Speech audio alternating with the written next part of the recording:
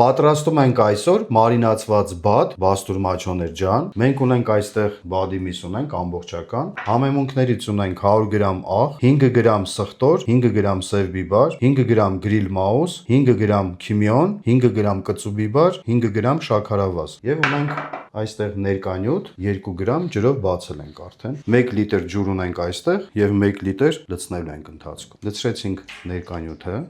Համեմունքները մի հատ խառնում ենք իրար։ Այսպիսի մարինաթով բադի միսը շատ լավ կստացվի։ Շատ կարևոր է սկզբից մարինացնել։ Մենք թողենք 2 օր մարինատի մեջ կմնա, ամբողջ համերը կվերցնի իր վրա բադը։ Լցրեցինք համեմունքները, ինքը լավ պետքա լուծվի։ Հիմա բադը ամբողջական այսպես դնում ենք մարինատի մեջ։ Ինքը ընթացքում արդեն կթուլանա, կշրջենք մյուս կողմ։ 2 օր կպահենք բադի միսը մարինադի մեջ, հետո ջեռոցում միասին կեփենք։ Մարինատից հանում ենք բադի միսը, տեսնենք ոնց է բադը վերցրել համեմունքները։ Շատ լավ ինքը գույնը վերցրել է, ավել պետք չէր մեզ։ Մենք ունենք այստեղ նախատեսված բադի եւ հավի համար համեմունքներ, սուպերմարկետներում կա։ Այստեղ 4 ձևի համեմունք կա, որոնք որ խառնել ենք իրար, շատ հետաքրքիր համ ենք ստացել։ Մարինատից կհանենք բադի միսը։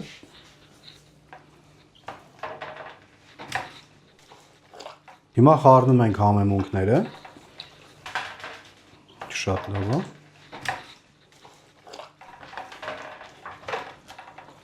Բադի միսը կտեղափոխենք ջեռոցի մեջ։ Մենք ունենք այսպիսի շուխ, որով որ կստուգենք ներսի ջերմաստիճանը, ըստ դրա արդեն մենք կհասկանանք եփելու ընթացքը։ Այսինքն մենք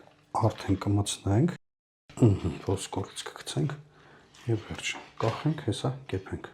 Տեղափոխեցինք բադի միսը ջեռոցի մեջ, ահա։ Հիմա մենք ջերմաստիճանը կդնենք 73 աստիճան, ինքը արդեն ներսը ցույց կտա, եթե 73 եղավ, արդեն ինքը էփած է, կհանենք մեջից։ Միացնում ենք ջեռոցը 2 տենի վրա 150 աստիճան եւ միացրեցինք։ Ջերմաստիճանը մեր մոտ 15 է ներսը, 73-ն էլ արդեն ներսի ջերմաստիճանն է ցույց տալու։ Վերջ, ժամանակը գնաց։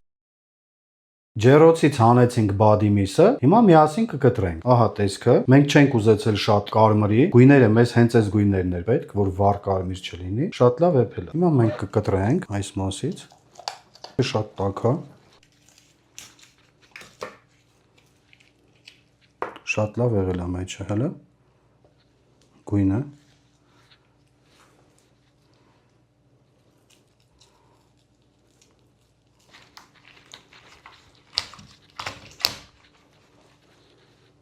Կարող եք դուք էլ պատրաստել այս տարբերակով մարինացված բադ, անպայման կստացվի ձեզ մոտ։